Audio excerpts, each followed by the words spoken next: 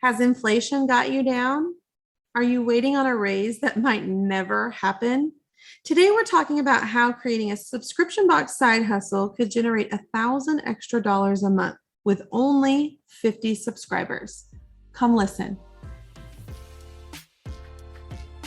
Welcome to the Launch Your Box podcast with weekly tips, tricks, and strategies to start, launch, and grow your subscription box. Now, here's your host, Sarah Williams. Hey, everybody. Welcome back to the Launch Your Box podcast. Today, I'm bringing up a topic that has just been in the forefront of my mind lately. And I want to talk to you about how a subscription box business doesn't have to be your full-time gig. I recently was watching the news and there's a lot of discussion around people getting second jobs and people starting side hustles. And I was watching that thinking about how this could apply to the subscription box industry. And I started to think about inflation and the cost of everything going up. But a lot of times the cost of people's income is not going up. Like you're not getting raises from your employers because the cost of everything for them is going up as well. So you just are taking on more costs with the same amount of income. And people are looking for ways to, combat that. And they're becoming Uber drivers and they're becoming DoorDash delivery guys and they're taking second jobs in different places where they've never had to do that before. And so I started to think about what this would look like for someone that has a 9-to-5 gig. How would they take on kind of a side hustle with a subscription box business and how they would do that? So I want to lay that out for you today. I've got some great kind of step-by-step things that I think you should do anytime you want to start a business or even start a side hustle. But what if you had an extra $1,000 a month to add to your everyday full-time income? How would that change your life? I want you to think about it. Think about $1,000. When I was working full-time, if I got $1,000 a month raise, that's huge. That could change everything about your life. And you can do that with a subscription box business with as little as 50 subscribers a month. 50 subscribers. That would all that you need to bring in additional $1,000 a month into your family's income. And so let me break down the math for you on that. Because you're like, Sarah, how's that work? How does that work out? Let me tell you, if you had 50 subscribers with a $20 profit, so whatever your subscription is, if you could figure in a $20 profit on your price point, it would give you $1,000 a month income. So say you had a $45 subscription box and $20 of that was profit, gives you about a 44% profit margin. You could build in $1,000 a month back into your bank account. And it doesn't require you to have to hire anyone. Like you could manage 50 subscribers very easily. You could pack and ship 50 subscription boxes a month. You could do it after your 9-to-5. You could do it on the weekends. If you have children, you could do it after your kids went to bed. Like 50 subscribers is so doable and it could mean everything. Like it could mean everything for your income and for your family. And all we have to do is just get started. If we start something new while you have the safety and security of your day job, like it doesn't seem so scary. It's not like we're quitting our 9-to-5 and we're going to build a business. I would not recommend that to anyone. You start the side hustle first, you build it. And as you grow, there becomes a tipping point of whether you go all in with the side hustle and make it a legit business or it just stays a side hustle. And there's no right or wrong answer to that. It really depends on what you want to do. But I'm too scared, I guess. I have this kind of risk analysis in my life. I'm not very risky. I thought I was, maybe I was when I was younger, but as I get older, I'm just not very risky with things. And so for me, I want to be able to generate an income before I lose my income, right? So let's start a subscription box side hustle. Okay. And you're like, okay, Sarah, I'm in. How are we going to do this? And so I identified a couple different steps that I think that you need to take if you're thinking about doing this. And so let's walk through those and we'll talk through some examples. But I want to really give you a great visual of what this would look like for you. So number one, I want you to identify what you like or what you have interest in.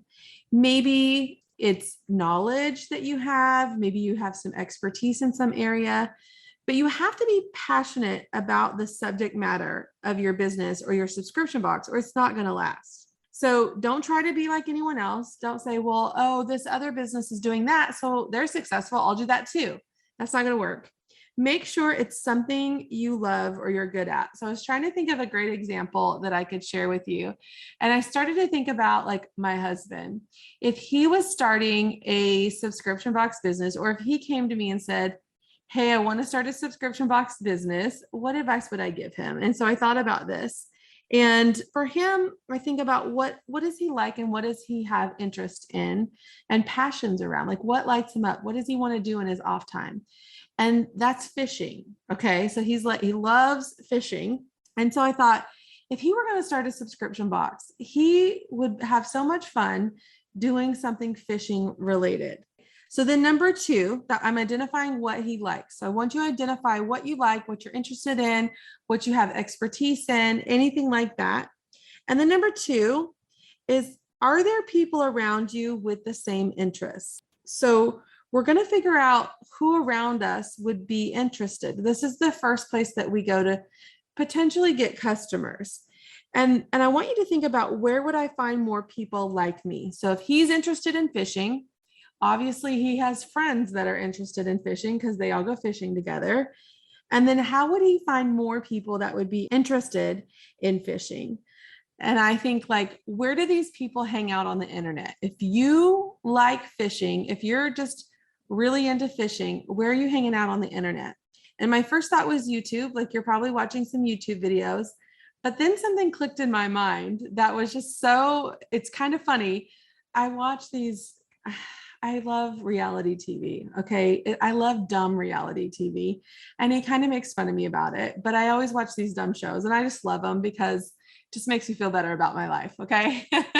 But when I'm watching these dumb reality TV shows, he's always watching someone fish on TikTok. Like, it blows my mind that someone is live on TikTok at all hours of the day and night fishing, and he'll find them and he'll watch them be on their boat fishing somewhere, and he's watching them on TikTok. So in my mind, I would tell him, number three, start your social media business accounts. So if he was like, I want to do a fishing box, these people hang out on TikTok and YouTube, they do videos. Okay, well, that's where you need to be. If you're hanging out on TikTok watching fishing videos, or you're hanging out on YouTube watching fishing videos, you need to start your own account, your own fishing videos. You need to be sharing other people's videos. Like, take that TikTok, share it on your page. You're going to attract more people that would want to watch that. I'm not watching a fishing video. I'm not watching a fishing video on TikTok. I'm not watching a fishing video on YouTube or Facebook. That's not my thing. I'm not interested. But he will do that all day long. So someone like him would watch that on his page too. So start sharing things, start sharing posts from other fishing pages, start sharing videos. Ask your friends that like fishing to go over there and like your new fishing page. Ask them to share with their friends if they have friends that like fishing. You want to speak the language on your page of people you're trying to attract. So for him, it's like, what's that lingo that fisher guys, fishing people, what language do they use when they're talking about stuff? There's probably terminology that I don't know of. There's probably things that they would say that I wouldn't be aware of. But people that like those things are going to know exactly what he's talking about. And so we have to start speaking their language. This is how we start audience building. We're attracting people like us, if we're our ideal customer, and we want to start putting out content that entertains them or educates them. And that's what will attract people to your page. So now that I've identified my interests, I've got some people around me that have the same interests. I started up my social media accounts, and this is what I'm going to start doing. After I have a little time with my social media accounts, I would say probably about 30 days of posting regularly, sharing some video, creating some content, just establishing that account a little bit, I would run a giveaway next. So if you're thinking about doing, say he's thinking about doing a fishing box, I would want to put together a giveaway with a box that would be similar to what I want to sell. So I would get a box. I would go out to the fishing stores, whatever stores those are, the sporting goods stores, the Walmart, wherever you buy fishing stuff. You can see I'm very skilled in my fishing knowledge right here. And I would buy products that I would want to put in my subscription box. And I may not even know what that looks like yet. I'm just going to get an idea. I'm going to curate a box. I'm going to buy some stuff. I'm going to put it in a fun box. And I'm going to give this away to someone. And I'm going to start to build my email list. There's a program that's free called King Sumo. And you can run a giveaway on King Sumo very easily. And you can ask people to like your social media pages. You can get their email lists, all kinds of things. So it's really great to build your audience with. And if you're giving away a fishing box, that the people that are signing up for that are interested in fishing. Okay. So it's not like a all hunting box. It's not a guy's gear kind of box. It is specific to what you want to do. We're going to test the waters a little bit with this giveaway and see what interest level we have out there. So we're going to start capturing emails because we need to build an email list from this giveaway. And once we have an email list, the best thing that we can start doing would be to create some weekly content. And it doesn't have to be hard, but I think about maybe some like weekly tips and tricks for fishermen, like, how to, I don't know, I shouldn't have picked this topic, how to change your fishing line in 5 minutes or something like that, or my top 5 things I like to take with me when I go fishing, or I don't know, any of these like weekly tips and tricks that someone that's in that niche would be like, oh yeah, I'm going to read that. And then you can also take those tips and tricks and create social media posts out of them. So you're writing an email, you're creating some social media posts, and now you're creating content regularly. And all it takes is like one topic a week. So if my topic is how to change a fishing line in 5 minutes, my whole social media this week could be like, what's your favorite fishing line? You could do some polls, you could do some this or that, you could do some different things on your social media that are directly related to the content that you created for that email. And this is how you start to create content and build audiences and nurture those audiences. So if we got them in on a giveaway, now let's talk to them. Let's connect with them. Let's build a strong audience here. And it takes time. You can't do it in a week. You can't have your idea and do all of this in 1 week. You've got to build relationships with people. And once you start to do that, I want you to introduce the idea for your box. So say we're 2 months in. We spent the first month building up our social media. Then we started a giveaway and we gave away a great box of fishing gear. We've been sending out maybe a month's worth of emails, so maybe 4 emails, and we've created some solid content from that. So now we have a little bit of a following. It doesn't have to be huge, but we need to introduce the idea for your subscription box. And we need to start to get feedback. I also like to call this research. We want to have them help with your decisions. If they have buy-in to what you're forming, they become very connected to the launch of your subscription box. And so we would want to ask questions. What should I name my box? Get them involved. What would it have in it? What would you like to see in it? What would you buy? And maybe this is the point where we start to niche down a little bit. So we're talking about, our example is fishing, but we're talking about all fishing. So is this ocean fishing, coastal fishing? Is this more of like lake and pond fishing? So we could really start to niche down on what type of fishing this is. For my husband, it's like lake and pond fishing. He's not fishing in the ocean. We don't live near the ocean. I call this like lazy fishing. Like we just go out, hang out with the boys, throw our poles in and drink some beer and have a good time. That's kind of lazy fishing, right? So you could start to niche down what this audience looked like and what kind of products you might have in this. You can't be for all fishermen because all fishermen are different. Some are, fly fishing, some are deep sea fishing. So you really want to start to think about who you're attracting and how you can niche down in your industry here. And then I want you to set a launch date. And we're probably about 90 days in at this point. If we've been very consistent, we've been building up our social media, we've been building up our audience, we've seeded the idea that we're going to do a subscription box. Now we need to set a launch date and we need to set a goal. And we want to just create excitement and generate some buzz. Like, just get people excited about this. Get your new audience excited about their new potential subscription box. And as you do that, there's 6 steps here. Let me read them to you just briefly again before we continue. We want to identify what we like or what we have interest in. 2, are there people around you with the same interests? And how do you find more people? 3, start your business social media accounts. 4, run a giveaway. 5, introduce the idea of the box. 6, we're going to set a launch date and a goal. And then we got to keep asking for feedback. Okay. Keep growing the audience, keep serving that audience, and then until we get ready to launch. And the best part about a subscription box is that you're not constantly asking for the sale. So up until the point of where we launch the box, we're just serving our audience. We're serving them with some entertainment on our social media.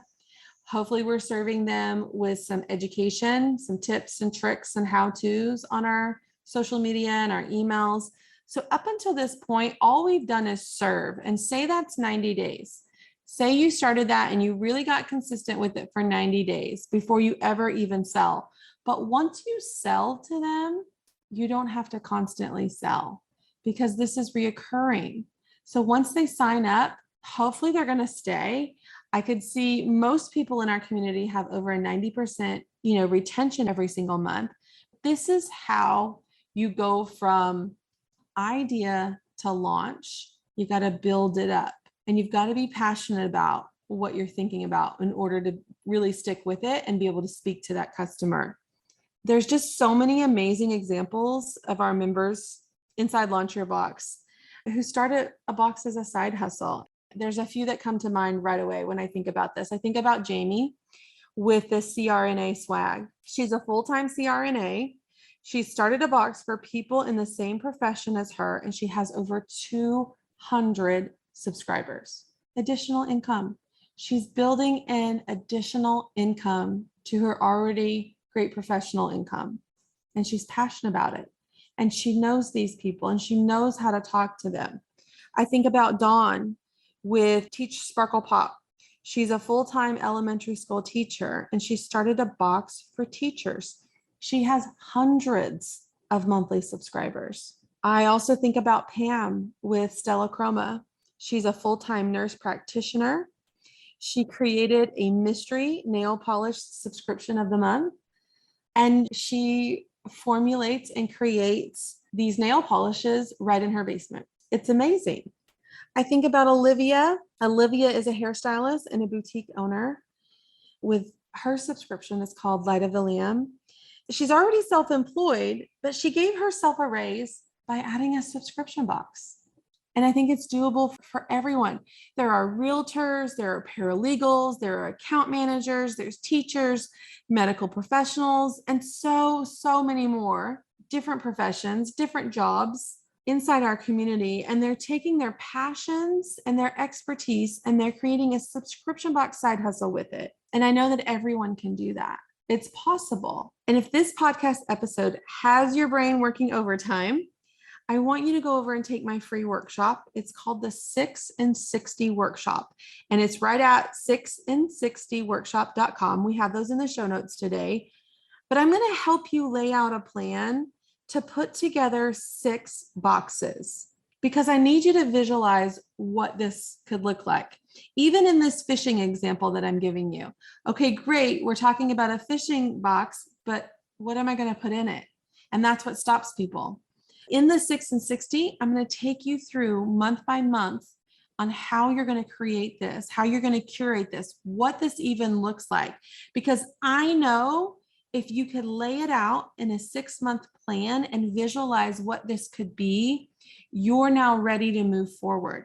You're ready to move forward with starting your social media accounts, running a giveaway, looking for vendors to buy products from. Like, you're ready to move forward with it after you can visualize it. So I want you to do that. If this sparks some ideas for you, if you're thinking about all the different things that you're interested in and how you can narrow that down, go over and take the 6 and 60 workshop, and let's put those ideas into a real workable plan.